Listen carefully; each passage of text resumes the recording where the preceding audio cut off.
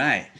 Hey, welcome to another episode of New Wine Uncorked. And I am stoked to be with my two good friends and church leaders and society leaders, these dudes who just continue to remind me what good leadership looks like and what good dudes look like. And Tony and Phil, stoked to have you joining me today and being a part of what you guys are doing. We've been talking about this aspect of peace. And before we even got on and before we start recording, we were joking about like some of the things that are going on with Robin Hood and the Wall Street.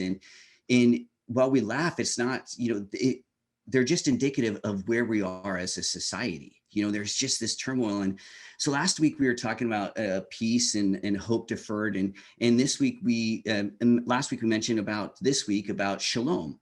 Shalom is a term within the religious world. It talks about this holistic peace. And so today's episode, bringing in shalom or ushering in Skubalon.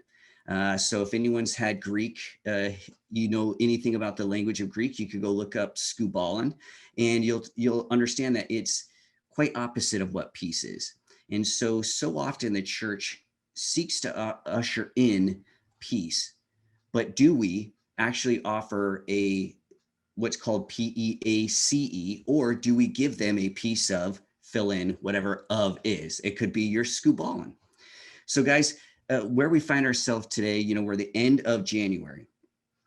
February, will it be the February that we need? A celebration of Black lives, because February is Black History Month. And so it's a bummer that we only take 1 month in light of everything that's gone on. But will this be a February where we actually step into the inauguration, the bringing in of shalom for our people group? That is the whole of, here in USA or here in the West Coast? Or is the church going to be a harbor of, unrest and the Skubalon that so often, unfortunately, tragically accompanies the church? So where do you guys stand today? I mean, Tony, you were bringing up the Wall Street things, is that an ushering in of peace from people who are rebellious and are seeking to break a crack in the system, or are they just simply perpetuating the unrest and the tension that we have under the guise of being righteous for the little dude? I mean, it was an artificial peace. I have yet to see anything rally together AOC, Ben Shapiro, Ted Cruz, Elon Musk, and the like. And so I have yet to see a cause like the cause of Wall Street bets to bring together all of these antithetical and disagreeing voices. So the piece that whatever this offers, maybe it's a stalemate or an armistice, but I don't believe it to be a lasting peace. Because like what you were riffing off of, Matt, everybody's trying to get a piece of this financial turmoil that's going on. The retail investors, the small guys are trying to finally get a piece of this big financial pie that the hedge fund managers and the rich billionaires have been profiting off of for the longest time. But I think as Christians, we could spin it however we want and say, man, of course, Jesus is on the side of the small guy, so we should get in on the action and increase our tithe by 10% as our barns increase and the like. But this temporary peace serves as a distraction from the continual cancerous, infectious, spiritual, emotional disease that eats away at all of us. This is only distracting us from the problems that we've had for the last 4 years, for the last millennium, and so forth. And so while it's entertaining, I wouldn't say this Wall Street bets ushers in any sort of shalom. If anything, it's a harsh awakening for some, but by no means is this a shalom. Yeah, I agree with you there, Tony. I don't necessarily see this as an ushering in of shalom, but I do kind of wonder why is there such a big reaction to this happening involving a company like GameStop and just the forces behind it, when isn't this kind of thing happen on Wall Street all the time? And this is kind of the life that they lead, and this wasn't something that they expected. So it was almost like throwing a level of anarchy in the middle of the order, and that freaked out a whole bunch of people, which kind of demonstrates kind of what we were talking about last week in light of the president that we recently had, Donald Trump, and even what Barack Obama was speaking to, where we were throwing in a little bit of anarchy and people freaked out. And this is kind of what to expect. So I do wonder if this will impact the church at all, but I don't necessarily see, because this is kind of the thing that we have regularly. Yes. Go, Sorry, Tony. I will say, I think what we're seeing is millennials in the church are finally getting their money back from GameStop. When you buy a $60 game and then GameStop takes it back for $5, we've been shorted for the longest time. So millennials are trying to recoup all of their game money. All of us who thought like, hey, GameStop is legit, I'm going to take my stuff in and exchange it and get, paid righteously back, for stuff, and then recycle because I don't want to. Yeah, right. I know. Hey, well, maybe this is the whole, the karma mantra that is happening. I mean, isn't that part of Wall Street? The question is will it affect the church? Like, does the church step back and go, wow, there is such tension here? Because, when people start to freak out and worry about their safety and their comfort, what do they grab onto? Grab onto their money. They grab onto their possessions.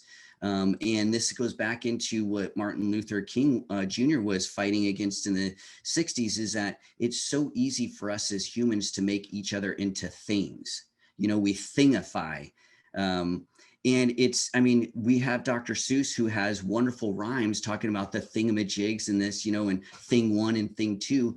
And while we laugh, the tragedy is we live as though we are thing one and thing two, when we live dualistically, as if you're not with me, then you're with them, and them are the enemy, and so it's interesting how money wise, though, how everyone's up in arms.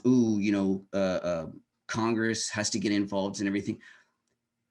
When it's money and things, it seems like people act faster. When it's people and people groups, if that people group's not as valued as GameStop or the stock market, which tend to be quite the case when it comes to the tint of skin color, then they fall farther on down the line as far as our importance meter, right? Early on, the only reason why I suspect that we ever hear about any of the injustices when it comes to racial matters is because someone happened to video it. No one's videoing the Wall Street stuff. It's just happening, and yet they're making light of it. I mean, this one columnist, his name's Josh Barrow. He's a business reporter. He was just going off, and he was just up in arms. Like, what are people doing with this? This is stock market. This is not, this GameStop should never be valued. Yeah. What if we had that much alarm when it was about people? Oh, we should never be doing. We do it for a couple of days, while the media hooks into it, and then we forget about it. So I'm curious, when we talk about peace with the church, does this at least stir the church enough to go, well, wait a minute, where are we when it comes to ushering in peace? We're allowing Wall Street to be such a focus and money, and where we're at, which again goes back to my question of last week and things when we talk about inaugurated hope. Can politicians even be the bringers or the bearers of hope? Could they be the ushers of shalom? I mean, if politics are involved, can the church ever bring peace? Yeah, I guess I've got a couple of ideas here in connection to this. First off, in our conversations over the summer, as we were talking about other voices kind of getting center stage to talk about the racial matters and the like that we were talking about, I imagine in similar fashion to what we see going on with GameStop is, hey, these guys shouldn't have the table. These guys shouldn't be able to talk. people may not be able to say that out loud, but we were saying it regarding to GameStop. We were like, hey, the shock and awe of these folks being, hey, they're center stage now, and just how that could be kind of an example for the church too, where when people start getting center stage that aren't accustomed to having the center stage, where do we start freaking out? Where do we want to take the power from them because they're not accustomed, we're not used to them having, we're not accustomed to them having the power. So we want to take it away from them, and we're just shocked that they end up having the power. So that's one regard. But secondly, I don't ever want to say that a politician is the one that's ushering in shalom. I believe that the politician's role should be about the common good of society and the like, but the church is the one who we usher in Jesus. We bring the Spirit to the conversation. So we should be the one exempling what shalom looks like. And if our politicians take part and take our example and follow through, that's a good thing. But then the question becomes, are we the ones that are exempling shalom? And if we're not exempling shalom, then what are we doing?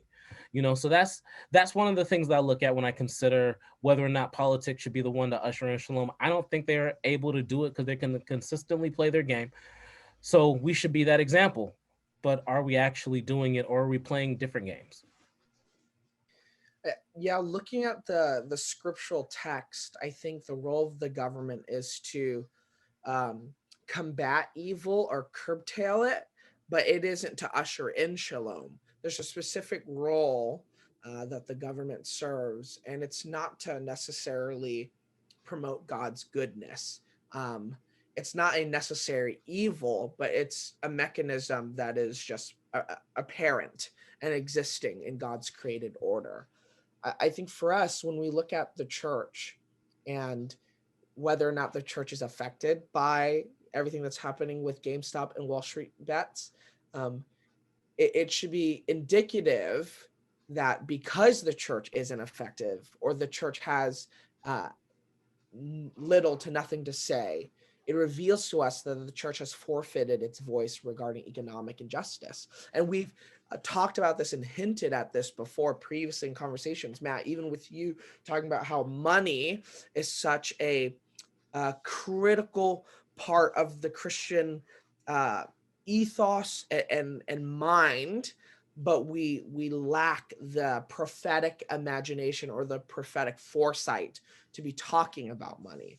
And so because the American church takes the stock market as a given, as a established, created natural thing, it doesn't question whether or not that market causes tremendous damage to image bearers of God.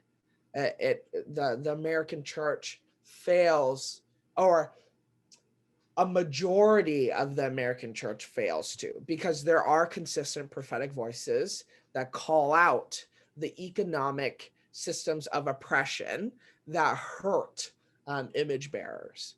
And so I think the church needs to pay attention to the stock market, not because the church is looking for its financial longevity or its financial gains. It needs to prophetically critique the stock market because the stock market has its fingers and hands in every facet of life. And so we can't allow the stock market to become this hidden benefactor of discipleship and liturgy that the church doesn't combat against. Because if the stock market forms people into its own rhythms of life, and the church doesn't speak up against it or to it, then of course the church is hedging its own bets. The church is in a way shorting itself. And so it's crucial that the church speaks out about it. But I've yet to see a predominant American church do so in the majority culture. Phil, do you have something? Yeah, well, I was just wondering, just thinking of the tools that we use in economics to build wealth, to support our families, support churches, and all those kind of things. Are those tools even good to use within the church to help support the church and build the church up? Is are those things that it would be wise for us as Christians to dive into, to build up our own portfolios personally, and just how we impact and give to the poor and the like? Are those tools even good tools for us to use? What do you guys think? Yeah, I mean, I think that's a great question as far as being mindful of the financial, I guess the financial stability of the Christian, of the church. I think that's the thing with the stock market. Like, I don't know if you remember years ago. I don't even remember how long it was, but the religious right went to the stock market, and the church leaders got around because they were praying over. Maybe it was 2008, but they were praying for the stock market boom again But what do they do? This is my concern because I agree with you, Phil. I still think there needs to be an intelligent, righteous, integrous way to deal with finances, right? Because the more Christians are in tune with their finances, then they can see that being a cheerful giver is much easier. And actually, when we set ourselves up for it, it's a part of who we are. But so the years ago, these leaders they went to the Wall Street, and they take this image of them surrounding literally the bull outside of Wall Street with their hands up raised, and it looks like exactly how we live. We're worshiping the golden calf, And so when we talk about money, I'm all for responsible, righteous aspects. In fact, I think the church doesn't talk about money enough because no one's willing to confront it honestly that, hey, my first fruits mean my first fruits. It's not just a number. We're so into calculating, because we want efficiency. That's why we calculate things, and I'm guilty of it. Look, I dig numbers. And I just was thinking, so often I think about numbers like the Trinity is 3, or the number 7 is perfection, things like this, 4 gospels. But then I just calculate it and I make it a number. And that's where I'm concerned when numbers, finances come into the church, that it becomes too businessy.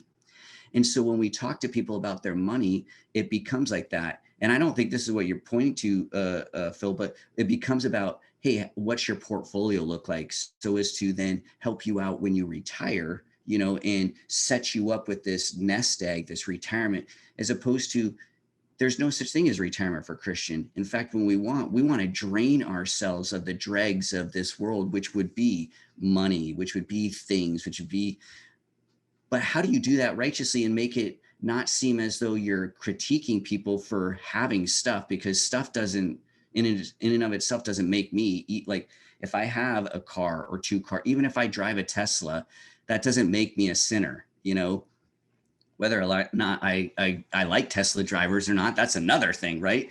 But we so often allow the Wall Street mentality, though, to then confiscate, and commodify our church mentality, because I think we don't have a proper theology of finance, to where we can even talk integriously, Phil, about what you're talking about, helping Christians set up, like, financially secure Christians are good for the church.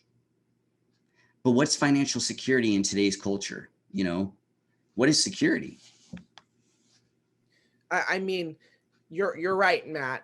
Owning a Tesla isn't a sin, but when you own 2 Teslas and one sits in your garage, according to Saint Basil the Great, that second Tesla belongs to the poor, and you're stealing that second Tesla in the garage. Hey, because Tony Campolo, way back in the day, he said, could a Christian who drives a BMW go to heaven? And everyone was like, and so I'm not saying that there's not tension there. I love the tension, but what is, No, I'm with you. Yeah. Like, I think so. We have to go further upstream. And this is something we've discussed before. It's, on one hand, yes, leadership principles and organizational principles and theories can be helpful for pastors to be better leaders and communicators. There's nothing inherently wrong with business strategy and leadership principles. But when John Maxwell edits the NIV Bible and inserts leadership principles into a Bible and then sells it at $60 a pop, then we might have issues about the inerrant, infallible word. I think this goes to our conversations when we've talked about when church pastoral teams begin to reflect a corporate executive board more than a team of apostolic servant leaders, then we begin to have a problem. So I wouldn't say the issue is on wealthy Christians or poor Christians. I wouldn't say it's the issue stems from Christians who have a Tesla or don't have a Tesla. I really think this is a pastoral issue, that pastors have succumbed to the titles of chief executive pastor, chief operating pastor, and the like. And we've allowed business models to define our ecclesiology and our missiology and our praxis in the name of shrewd and a good stewardship of being shrewd. We've allowed these financial principles to be our overarching meta worldview and narrative from which we pastor from. And so I'm not going to blame or cast judgment on church members or congregants who happen to be wealthy. I think the failure lies in with us pastors and leaders who have forfeited our sacred calling to formation and discipleship because of our roles as church executives rather than faithful under shepherds. We've abandoned tending the flock to go and gamble at the gambling dens and the like. And so the biggest indictment is on pastors and not on church members. Well, let's go with that a little bit. So thinking in light of the CEO culture, if I will put it, if you have as a pastor, because the model is CEO, we have something to live into in that regard. How does your congregation then look at you if you don't live into that? So say if you're living in, you have your church structured where you're the CEO kind of dude, but your car, your house, your place of living, clothing, all those kind of things, how you carry yourself, education level, all those kind of things don't live up to that CEO model. What message does that send to your congregation? And then is your congregation more or less willing to follow you as a CEO if you don't live into that CEO lifestyle, giving them something to aspire to? Is that a thing that we have to wrestle with? Yeah, dude, I actually, before I started teaching at the university, we were deciding and just trying to figure out God's call. Was it going to be in the university? Is it going to be in the church, or both? And I was sitting down with these group of pastors, and one of them said, because I was asking him, I'm like, dude, he has a nice, like, wow, that's pretty expensive, and what do you think? And he said, I need to look the part. Okay, my people live at this level. I need to look. The university president of the university that I just ended, I don't teach anymore, but he's same thing. I asked him, very nice car. He says, look, when I roll into these meetings and stuff as a university president, I have to look the part. And I think a lot of church leaders have that same thing. In my pastor group, like one of the guys says, he knows the average mean of what they live at. And so in order to be there, he thinks that the pastor in that group needs to live at that means. So he's allowing then the business model, at least in my opinion, because it seems like, and I agree with you, Phil, if I was going, in college, when we were my freshman year, we got a new wrestling coach. This dude that came in, they had two guys coming in. You know what we did? We looked at their history. We looked at their accomplishments, right? Because I don't want to go out there. If I'm going into battle, I don't want my leader to be some, weak punk who I'm like, what are they leading me into? Right. Well, so if I have a pastor, I do think that a lot of people at a church look at the aesthetics. They look at the overall look of the church and then the appearance of the pastor. If they look successful, well, then today's American Christian, I believe, says, oh, this could be a place for me, now, does that mean that the pastor shouldn't live in I don't know. That's a great question, Phil, because did Jesus live at the standard of the median standard of living, or did he live in the ghettos, in the gutters, in the margins? I would say he lived in the margins. But what does that mean for 20? Like, I still have to pay my rent and my bills. And like, so what do I do? Like, I feel your pain. Like, you tell me, Phil.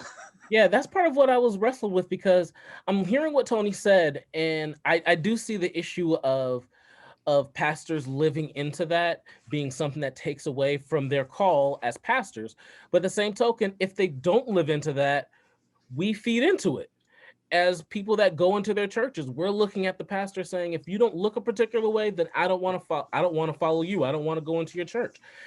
And we have a big hand in it as well, where the pastor's kind of forced to live into it in some regard. And that to me kind of becomes really scary, because what is it saying about what I'm looking to? Am I looking to a pastor, or am I looking to his prophetic call and how he lives into it? Because if he's not living into it, then that should be the thing I should be paying attention to. How he's discipling, that should be the thing I'm paying attention to. But if I'm looking at his car, like what am I doing? I might as well follow a celebrity, right?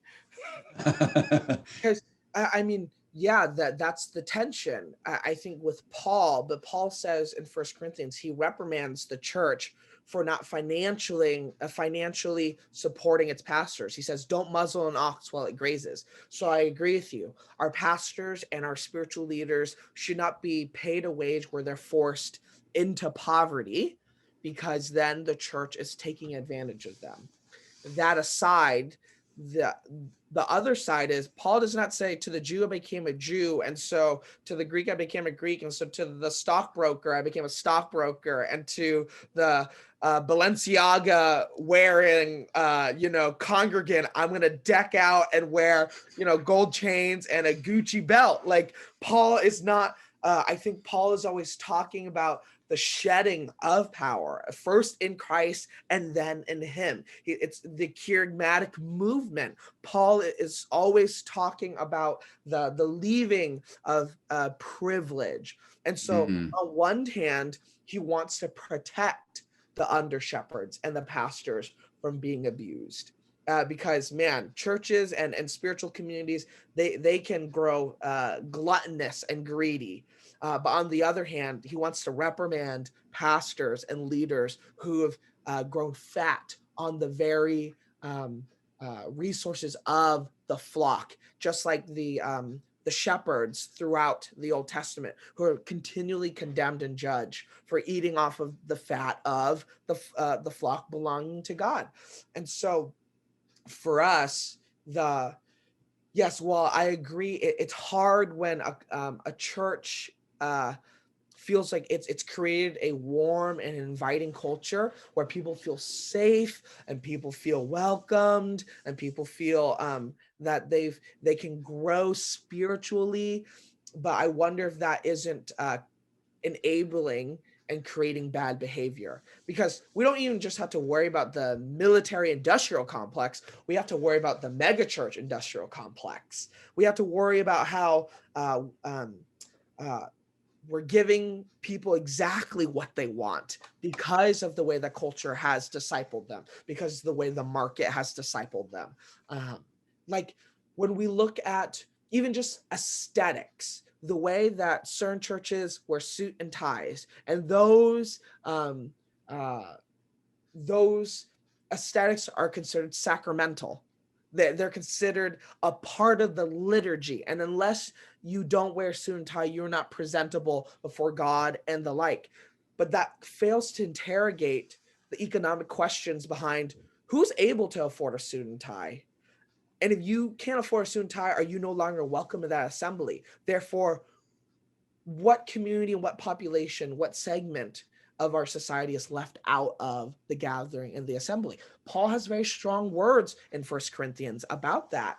And so, yes, it's hard when pastors feel like, man, if I don't meet the needs of my people, there are going to be no people. But we're feeding into that gluttonous, lecherous like spirit, and pastors just got to be willing to take a hit on that. Because if we can't preach to anybody in the pews, maybe we just need to preach to the rocks, because that's what the Hebrew prophets did. They went out into the desert and screamed. But dude, that's punk rock right there. Exactly. But Tony, I was thinking that along those lines though, where if we have an idea of what it means to be safe, what a leader looks like, and then start filling in the blanks. What does that leader look like? What does that leader sound like? And we start finding ourselves in very traditional places, to say the least, right? We find ourselves with people who have consistently, I was gonna say look like Matt, but not with the tattoos and the like. But we usually Hey, I can cover up, I can wear gloves and stuff. but we usually find ourselves in traditional places, and then we begin where we end up kind of where we started, where we end up having an anarchist when it's a Black person or an Asian person leading that congregation. We end up saying, whoa, wait a second, I don't know if I want this person leading me because they don't look like what a leader looks like. They don't fit that box. So this kind of begins where we started, where it's like, wait, we have to get comfortable with being in the uncomfortable. And honestly, me and Tony, we can speak about this all the time. Going through academia, going through the places where we led churches, we're definitely have been the oddball. We're not around people who look like us regularly. We're always in a place where we're uncomfortable. And that's kind of the place where our vanilla brothers and sisters are going to be living, hopefully, over the next few years, right? Being in places where we're going to have women leading and Black men leading and Asian men, Hispanic men, people of color leading in places where they weren't traditionally leading. And then I'm wondering now, are we going to start to freak out when we have that being more of the case? Yeah, I think you're right, man. My concern is when we get big churches. Yesterday for Table Talks, we'll have to have him on. Jimmy Calhoun, man, he's freaking awesome. But he was talking about how like there's churches in the mega church Montreux in the history where they had these 10,000 person churches and they had a Black pastor and they thought they're woke, but the church was predominantly white.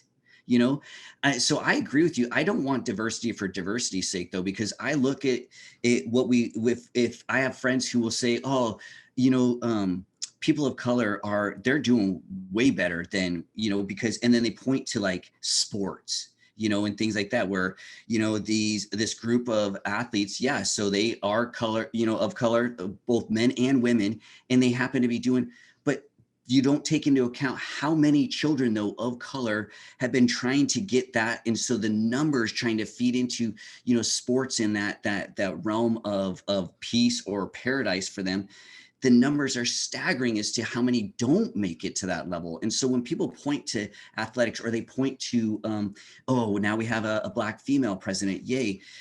Just like then they'll point to church and they'll say, but look, they have a Black pastor, they have a female pastor. I'm like, but that's not what we're talking about. You're talking about predominantly white foundational churches, just bringing in someone who is the token diversity person. And that's where because I agree with you, Phil, like, when is it going to be where the shalom is, because it's an authentic intertwining of people where it's messy and and yet when you step into it, you're like, dude, I can't explain this, but this is right, until that time, because I just see too many people in the talk right now with hope and unity, thinking that the talk in and of itself is the ushering in of shalom, how many times over this presidency and the campaign towards the presidency has even the Democratic Party been championed because they have allowed, so many diverse candidates, for the president, and yet still they chose what? An old white dude. Okay. And as much as I want to be, I hope for progressive and stuff, but my concern is the ushering of shalom. Again, who is the one defining the shalom, defining the ushering in?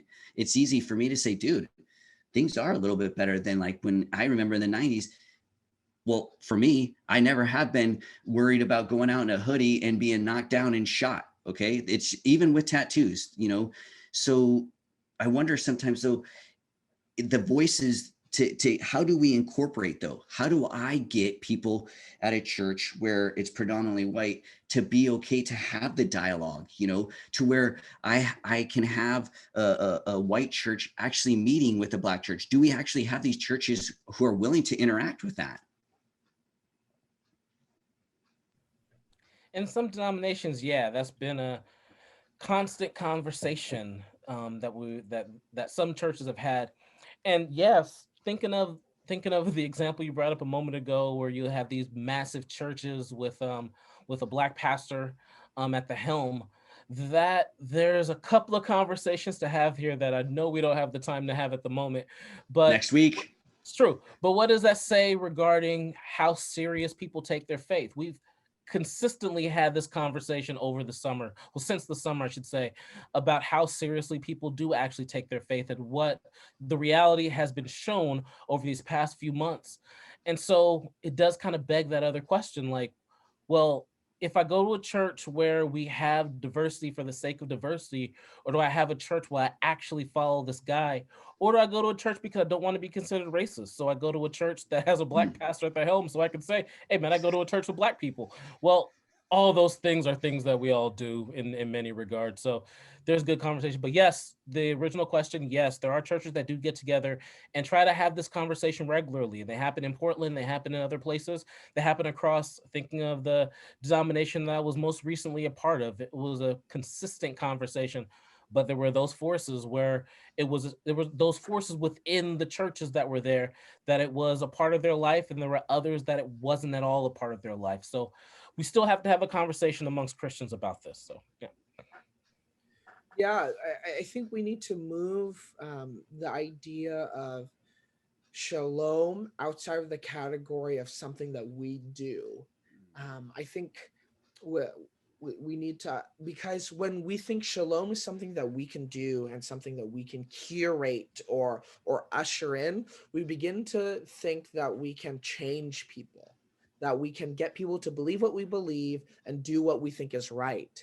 But in reality, that's the role of the Holy Spirit. Only the Holy Spirit can transform and move on people's lives. Only God can usher in His shalom. We can be participants. We can assist in the movement of shalom, but we can never inaugurate shalom. We can never usher in shalom. We can be agents of shalom in participating with God in His move in this world. But when we think we are the prime agents, I think, yeah, we begin to say, this is what shalom looks like. And those people aren't doing shalom. But I never want to say that as a catch-all category, because there are times where we need to be prophetic and we need to say that definitely isn't shalom. And it's not a political preference. It's not a theological preference that I'm saying that isn't shalom, but that's because I'm speaking out against an injustice or an abuse that needs to be called, lest my witness be compromised. So it's never a either or. It's always a both and, because we are responsible for calling out the lack of shalom, but we should never confuse that with thinking that we are the only arbiters of shalom. Yeah, that's good. I think we need more of that, the cataphatic and the apophatic theology, positive and negative theology, because so often in today's culture, if you point out that is not something, you're told that's negative. You're a skeptic, you're a cynic. Well, the point is to understand God. Sometimes we have to understand what God is not, and to understand what He has called us not to be. And so this is the continuing conversation. For those of you that know anything about New Wine, you know that we involve ourselves in events and conferences, and we're excited to announce a conference coming up February 26th and 27th, and it's about mental health. And all this conversation about ushering in shalom, about inaugurated hope, about hope deferred, it plays into the truth of who we are as humans. We are holistic. We are mind, body, soul, and spirit. And so New Wine is concerned about the holistic approach to the human, to each one of us. Building relational bridges starts with the relationship that we have with ourselves, that we're healthy in our relationship with the Lord, so as to then participate, as Tony and Phil have brilliantly said, participating in the ushering of the kingdom and the ushering of shalom through our participation with the Spirit. And so health is so crucial in this. And so February 26th and 27th, we're inviting you. If you go on our Facebook page right now, the Eventbrite link is on there and you can register for that. We'll have a night panel discussions, and then the second day are breakout sessions. And so it's something that we're pressing into, because we at New Wine want to press into the whole of who we are as created in the image of God. And continuing our talk next week, we're going to step into this artificial or authentic, leadership, as Phil was talking about. What does it mean to have leaders up front, and are they authentic leaders and authentically representing the truth of Christ's bride? And so again, on behalf of my dudes, my brothers, Tony and Phil, it's been such an awesome time for us hanging out with you guys here on YouTube. Make sure that you share this in your networks, because each week the three of us will go on and we're throwing these videos up. And so if you subscribe on there, then you'll be notified, as well as for those of you that are bike riders or walkers or rowers and you just listen to podcasts, go to anchor.fm and hit up New Winecast, the new wine listening experience where these podcasts are found. So thanks for joining us today in this week. Next week, again, artificial or authentic, what does that look like for the church? And so have a great one until we see you on the flip side.